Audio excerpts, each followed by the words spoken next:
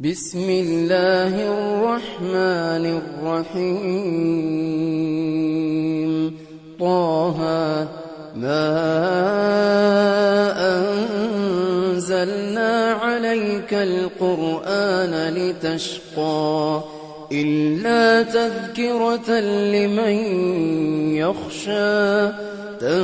تنزيلا ممن خلق الأرض والسماوات العلا الرحمن على العرش استوى له ما في السماوات وما في الأرض وما بينهما وما تحت الثرى وإن تجهر بالقول فإنه يعلم السر وأخفى الله لا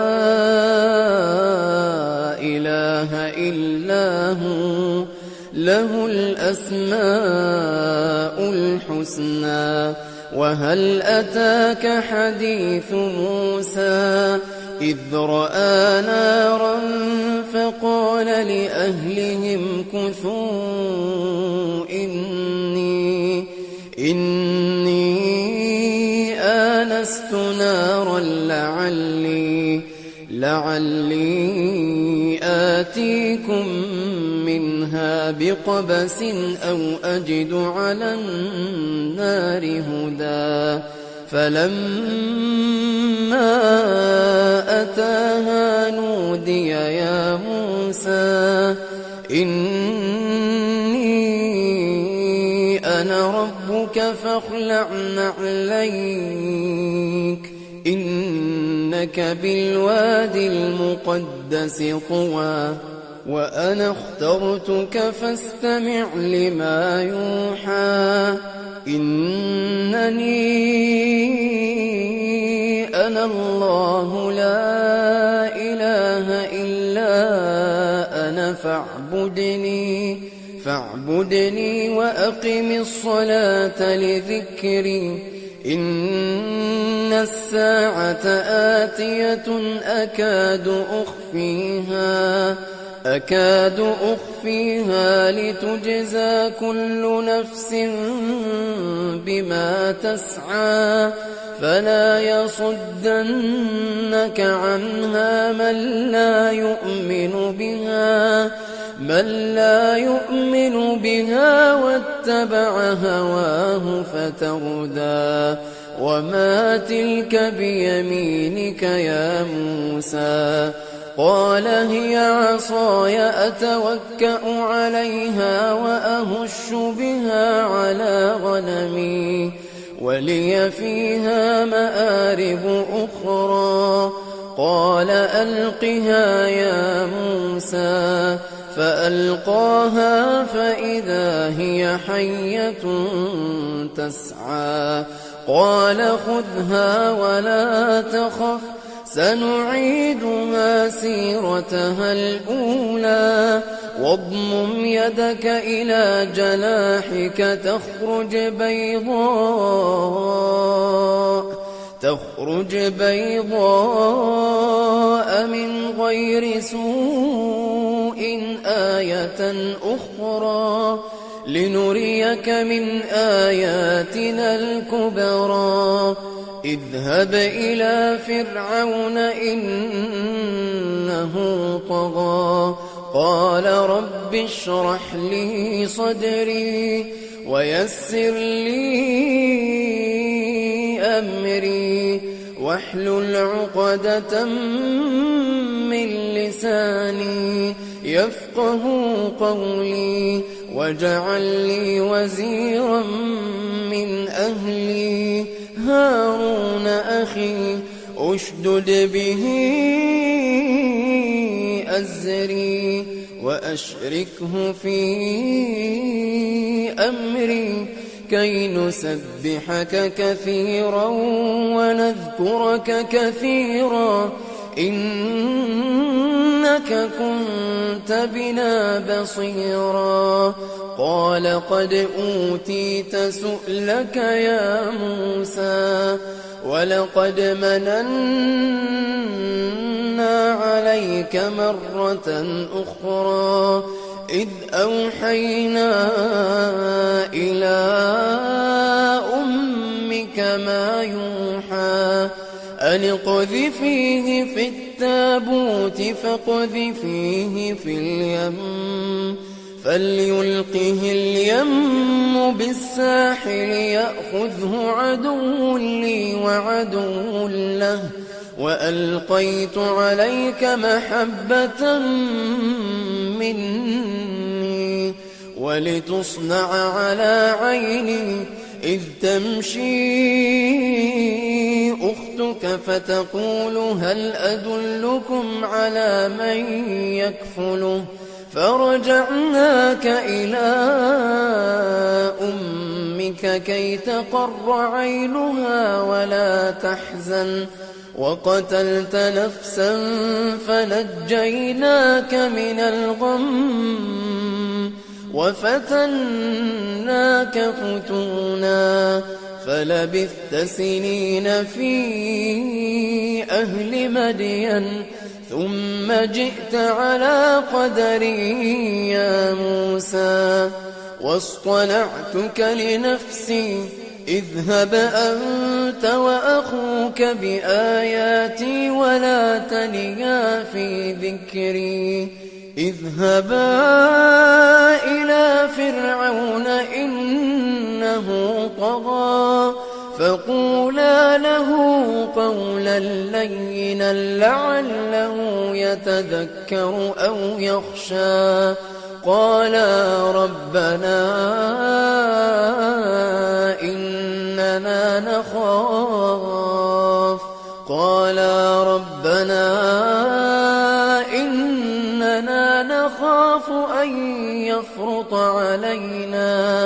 أن يفرط علينا أو أن يطغى قال لا تخافا إنني معكما أسمع وأرى فأتياه فقولا إنا رسولا ربك فأرسل معنا بني إسرائيل ولا تعذبهم قد جئناك بآية من ربك والسلام على من اتبع الهدى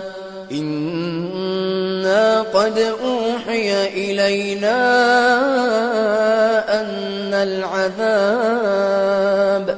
أن العذاب على من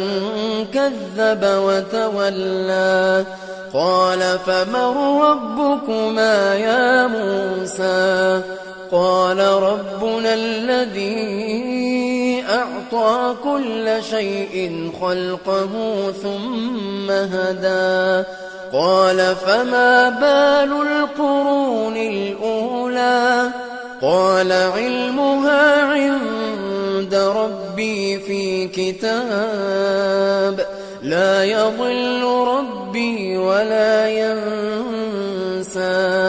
الذي جعل لكم الأرض مهدا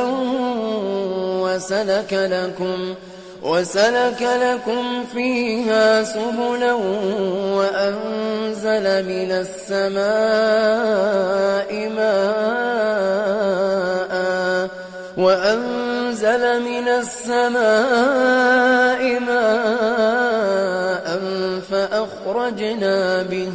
فأخرجنا به أزواجا من نبات شتى كلوا وارعوا أنعامكم إن في ذلك لآيات لأولي النهى منها خلقناكم وفيها نعيدكم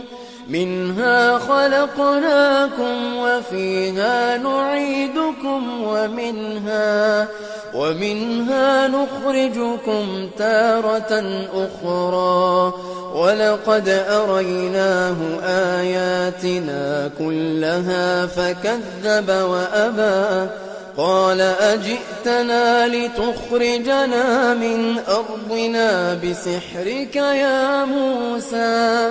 فلنأتينك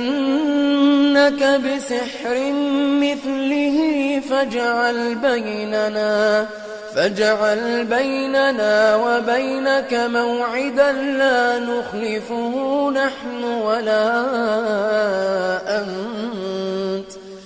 نخلفه نحن ولا أنت مكانا سوى قال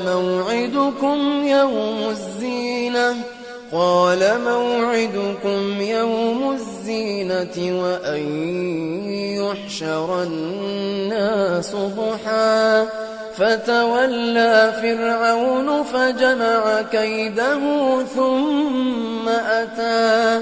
قال لهم موسى ويلكم لا تفتروا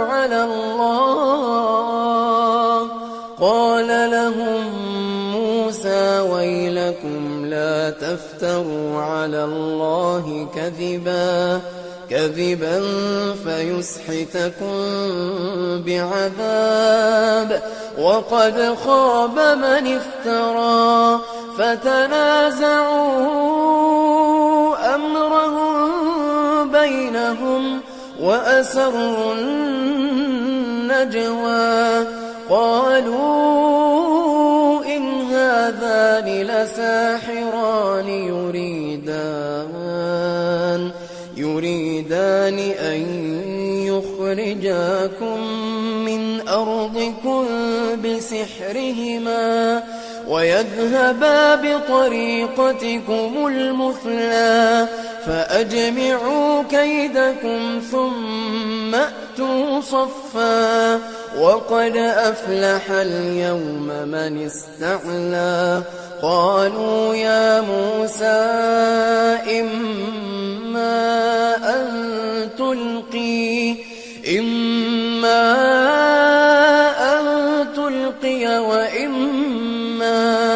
وإما أن نكون أول من ألقى قال بل ألقوا فإذا حبالهم وعصيهم يخيل إليه من سحرهم أنها تسعى فأوجس في نفسه خيفة موسى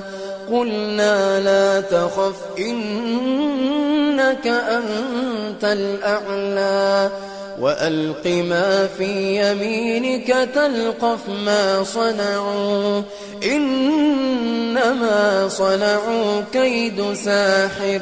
ولا يفلح الساحر حيث أتى فألقي السحرة سجدا قالوا آمنا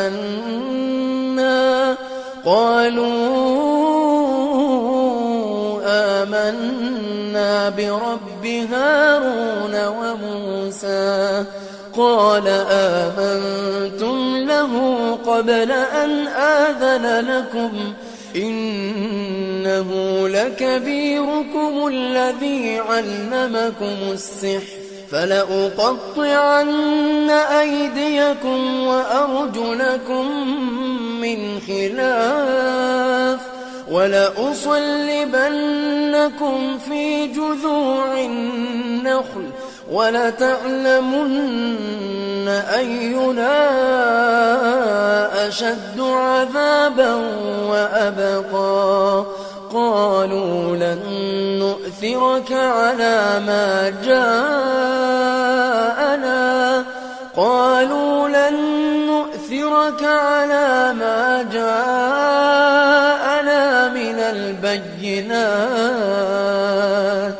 من البينات والذي فطرنا فاقض ما أنت قاض إنما تقضي هذه الحياة الدنيا إنا آمنا بربنا ليغفر لنا خطايانا وما أكرهتنا عليه من السحر والله خير وأبقى. إنه من يأت ربه مجرما فإن له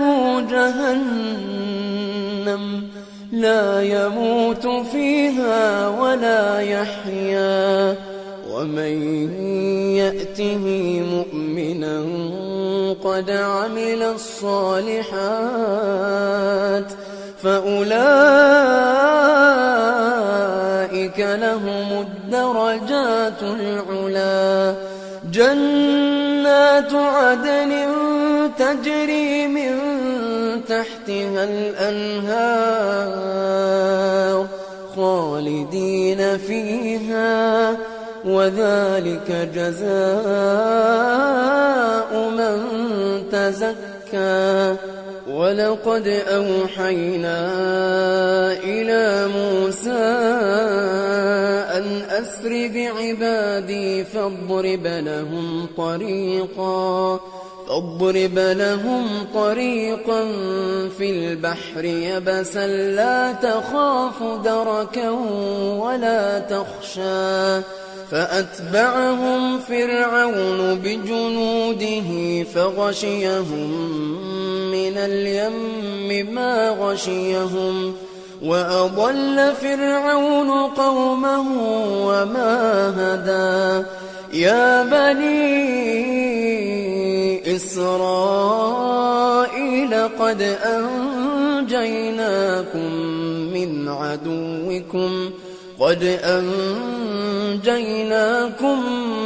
عدوكم وواعدناكم جانب الطور الأيمن ونزلنا عليكم المن والسلوى. كلوا من طيبات ما رزقناكم ولا تطغوا فيه فيحل عليكم غضبي ومن يحلل عليه غضبي فقد هوى. وإني لغفار لمن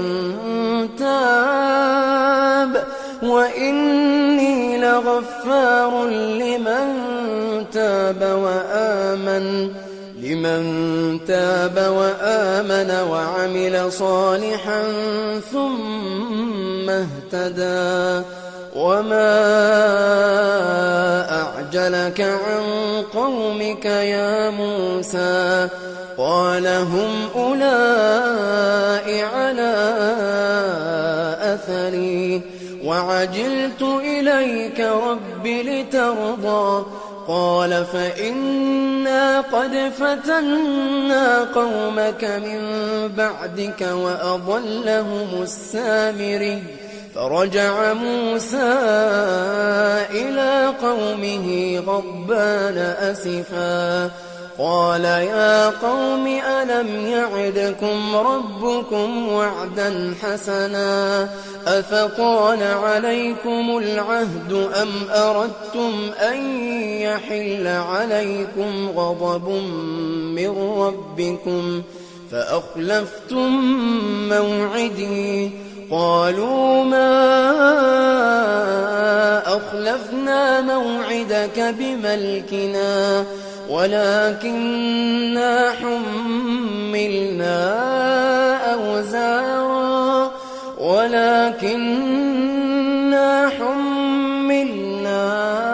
أوزارا من زينة القوم فقذفناها فكذلك ألقى السامري. فأخرج لهم عجلا جسدا له خوار فقالوا هذا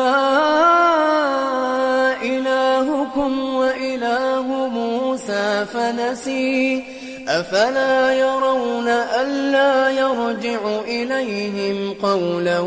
ولا يملك لهم ضرا ولا نفعا ولقد قال لهم هارون من قبل يا قوم إنما فتنتم به وإن ربكم الرحمن فاتبعوني وأطيعوا أمري قالوا لن نبرح عليه عاكفين حتى يرجع إلينا موسى قال يا هارون ما منعك إذ رأيتهم ضلوا ألا تتبعني أفعصيت أمري قال يا ابن أم لا تأخذ بلحيتي ولا برأسي إني خشيت أن تقول فرقت بين بني إسرائيل إني خشيت أن تقول فرقت بين بني إسرائيل ولم ترقب قولي قال فما خطبك يا سامري قال بصرت بما لم يبصروا به فقبضت قبضة من أثر الرسول فنبذتها وكذلك سولت لي نفسي قال فاذهب فإن لك في الحياة أن تقول لا مساس وإن لك موعدا لن تخلفه وانظر إلى إلهك الذي ظلت عليه عاكفا لنحرقنه ثم لننسفنه في اليم نسفا إنما إلهكم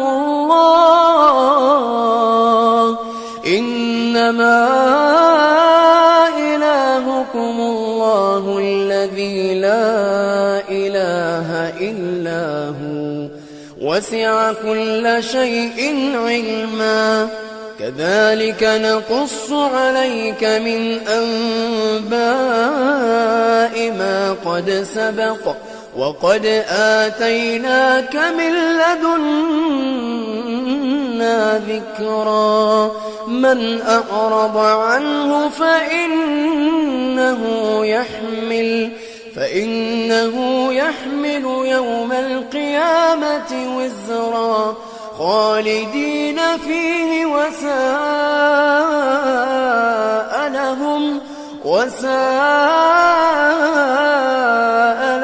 يوم القيامة حملا يوم ينفخ في الصور ونحشر المجرمين يومئذ زرقا يتخافتون بينهم إن لبثتم إلا عشرا نحن أعلم بما يقولون إذ يقول أمثلهم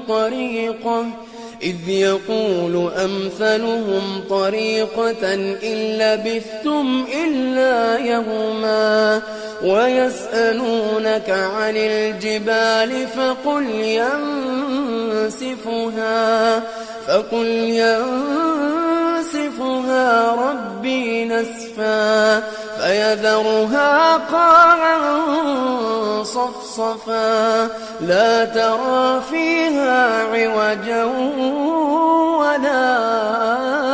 أمتا يومئذ يتبعون الداعي لا عوج له وخشعت الأصوات للرحمن فلا تسمع إلا همسا يومئذ لا تنفع الشفاعة إلا من أذن له الرحمن ورضي له قولا يعلم ما بين أيديهم وما خلفهم ولا يحيطون به علما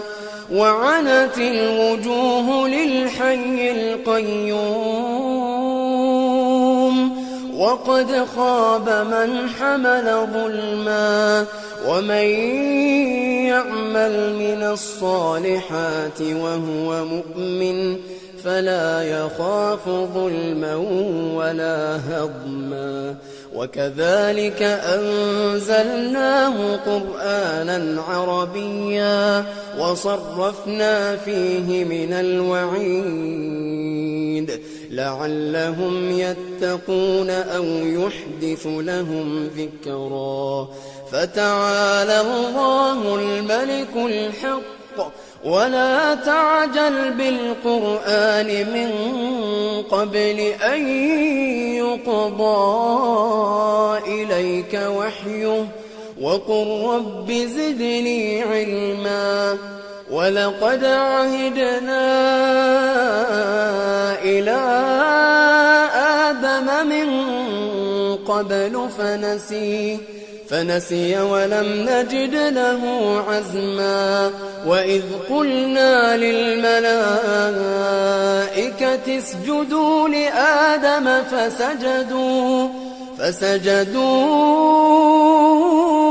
إلا إبليس أبى فقلنا يا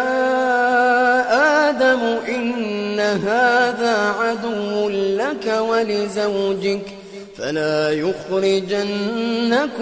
من الجنة فتشقى إن لك ألا تجوع فيها ولا تعرى وأنك لا تظمأ فيها ولا تضحى فوسوس إليه الشيطان قال يا آدم هل أدلك على شجرة الخلد وملك لا يبلى فأكلا منها فبدت لهما سوآتهما وطفقا يخصفان عليهما من ورق الجنة وعصى آدم ربه فغوى ثم اجتباه ربه فتاب عليه وهدى قال اهبطا منها جميعا بعضكم لبعض عدو فإما يأتينكم مني هدى فمن اتبع هداي فلا يضل ولا يشقى ومن أعرض عن ذكري فإن له معيشة ضنكا ونحشره يوم القيامة أعمى قال رب لم حشرتني أعمى وقد كنت بصيرا قال كذلك أتتك آياتنا فنسيتها وكذلك اليوم تنسى وكذلك نجزي من أسرف ولم يؤمن بآيات ربه ولعذاب الآخرة أشد وأبقى أفلم يهد لهم كم أهلكنا قبلهم من القرون يمشون في مساكنهم إن في ذلك لآيات لأولي النهى ولولا كلمة